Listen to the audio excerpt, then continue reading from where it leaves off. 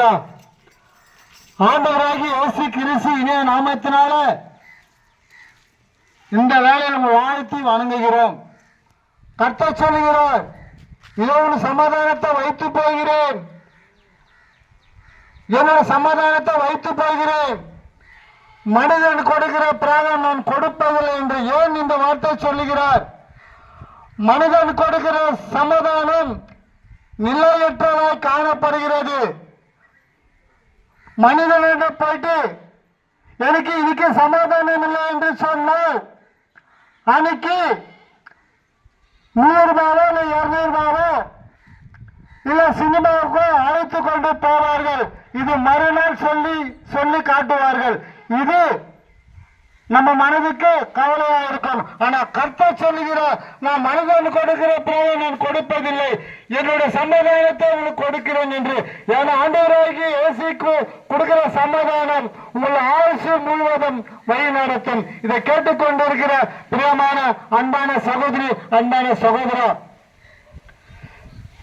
இந்த வேலையில நீங்க எத்தனை பேரு எந்த நிலையில் இருக்கிறீங்களோ, இல்ல எதை எதிர்பார்த்து கொண்டு இருக்கிறீர்களோ, பிள்ளைகள் நிமித்தமாக வேதனை, துன்பங்கள், கண்ணீர், கணவன் நிமித்தமாக வேதனைகள், கண்ணீர், துன்பம், ஒவ்வொரு நாளும் ஒரு நாள் வாழ்க்கை நடத்த முடியவில்லை என்று ஒவ்வொரு நாள் வேதனையோடு காணப்படுகிற அன்பான சகோதரி, கர்த்தர் சொல்லுகிறார், ஒவ்வொரு நாளும் வேதனை என்று காலையோடு காணப்படுகிறாரா அப்படின்று உங்கள் இடத்தை பார்த்து ஆண்டவராகிய இயேசு கிறிஸ்து சொல்லுகிறார். இதோ வாசப்படி நான் கதவை தட்டுகிறேன். எந்த வாசப்படி? உங்கள் இதமான வாசப்படி என்று.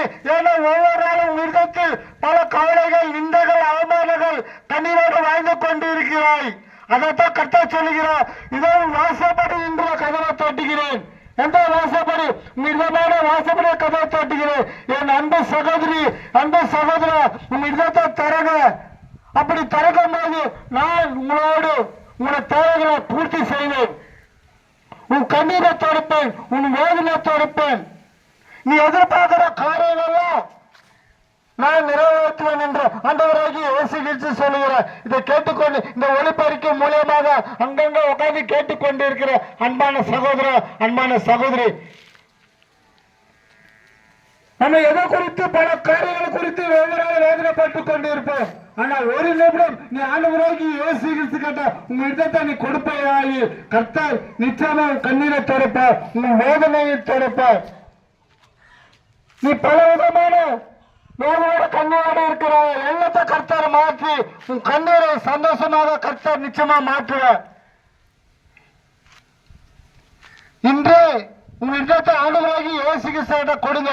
கர்த்தர் நிச்சயமா உங்க இடத்தை மாற்றுவார், உங்க சமாதானத்தை கொடுப்பார், உங்க குடும்பத்தை கர்த்தர் ஆசீர்வதிப்பார், உங்க பிள்ளைகளை ஆசீர்வதிப்பார். நீ எதிர்பார்க்கிற காரியங்கள்லாம் கர்த்தர் நிச்சயமா நிறைவேற்றுவார். கர்த்தர் தாமே இந்த வார்த்தை